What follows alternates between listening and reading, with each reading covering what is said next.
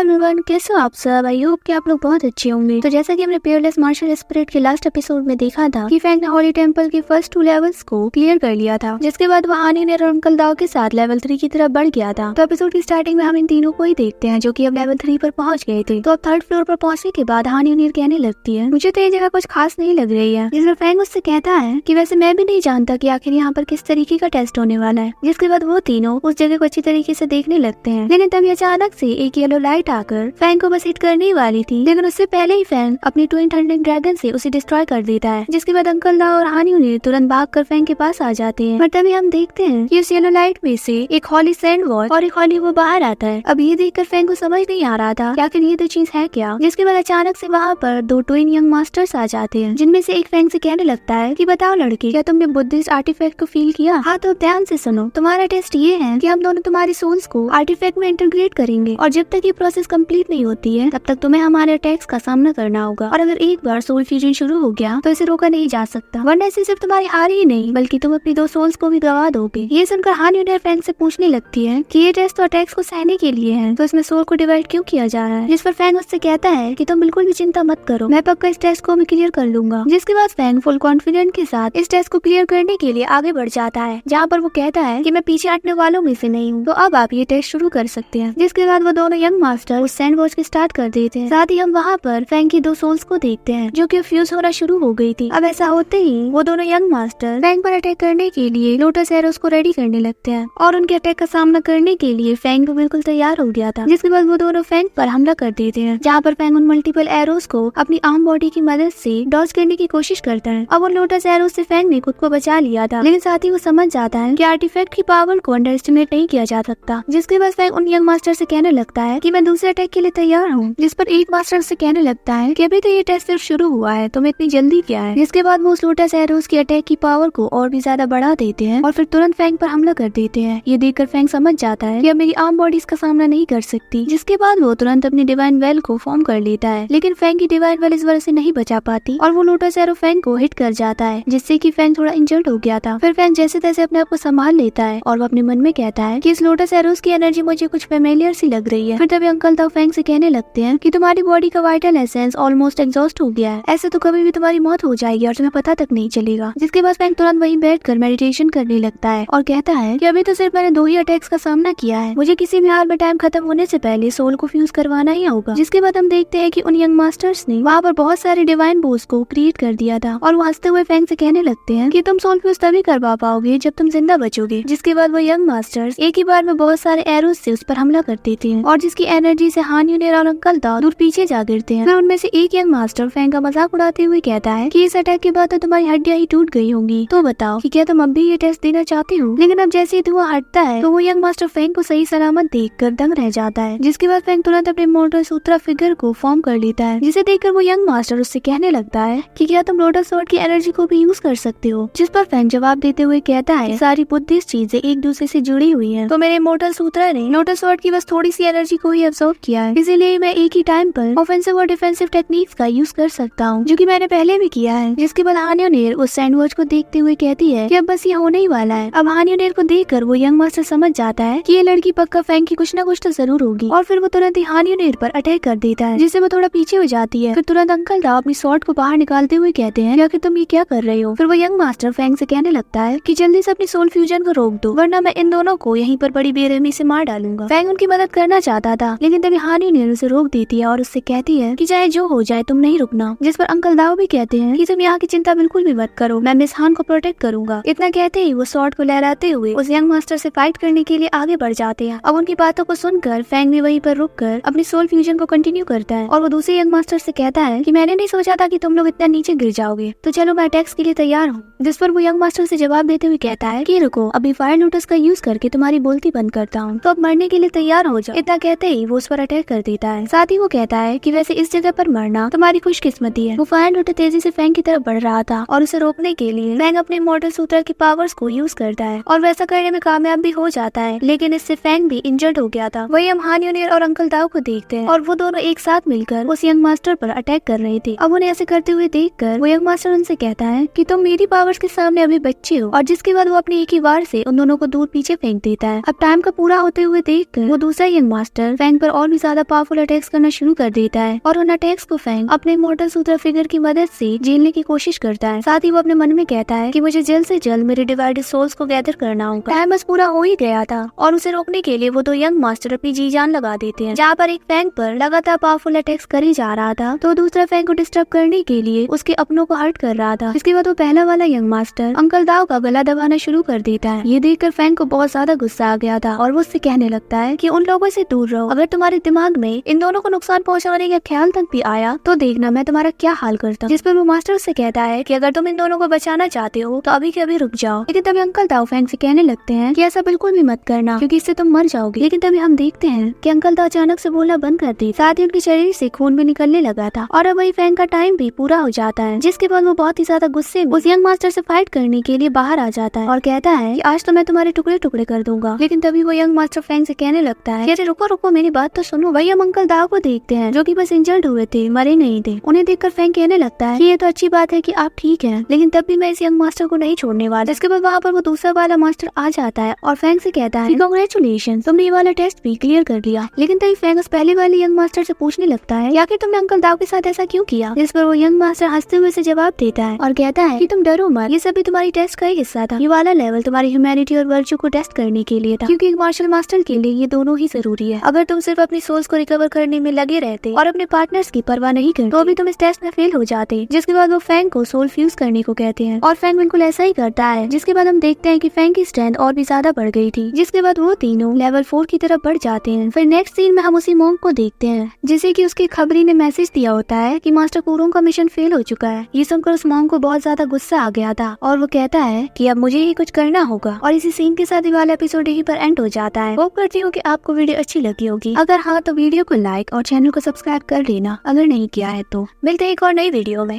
Bye bye.